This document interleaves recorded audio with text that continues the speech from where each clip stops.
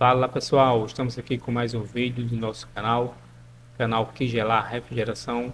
E observe aqui, ó, se sua máquina de lavar está com barulho na hora de centrifugar, mas não é aquele barulho do rolamento que eu estou falando aqui não, é barulho do cesto. O cesto quando está batendo. Observe aqui, ó, essa abertura que fica quando vamos girando o cesto com a mão. Veja que aproximou aqui, afastou. Então isso aí com certeza pode ser algum problema no suporte do cesto da sua máquina de lavar.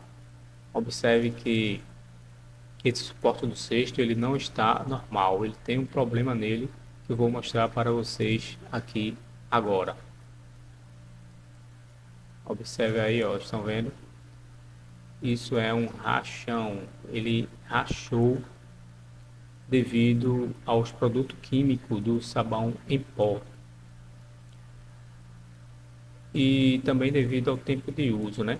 Mas sempre é bom evitar de usar sabão em pó com muitos abrasivos, né? Porque ele vai corroendo essa peça.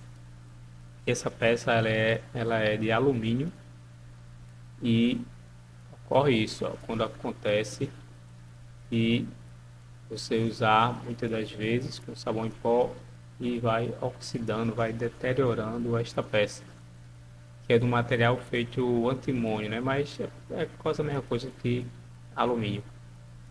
Agora, como resolver isso aí? Isso aí só resolve, pessoal, trocando esse suporte do cesto. Ele não é muito caro, não. É abaixo de, é a média de R$ 100 mais ou menos. Mas o caro é a mão de obra para trocar, né? Observe que à medida que a gente mexeu, agora aumentou mais aqui a abertura. Então, se sua máquina de lavar está com o cesto, no caso, batendo, então pode ser problema do suporte do cesto. Observe que à medida que a gente vai mexendo, ele vai piorando cada vez mais. Essa é uma máquina de lavar Electrolux, está funcionando já há mais ou menos uns 10 anos e a cliente falou que usa muito sabão em pó, né? Ela só utiliza sabão em pó. Isso aí foi o que ocorreu com a máquina de lavar, né? Estragou o suporte do cesto. É bem verdade que quando a máquina de lavar está no seu funcionamento normal, você não vai conseguir girar com a mão porque esse cesto ele trava, né? Para fazer esse movimento com a mão, nós temos que destravar embaixo a mecânica para poder liberar a parte de centrifugação, né, pessoal? Então, realmente só um técnico ele pode fazer essa averiguação, né? Até porque tem que tirar também o agitador. Aqui nós fizemos o trabalho de retirar o agitador para ter acesso ao suporte do cesto.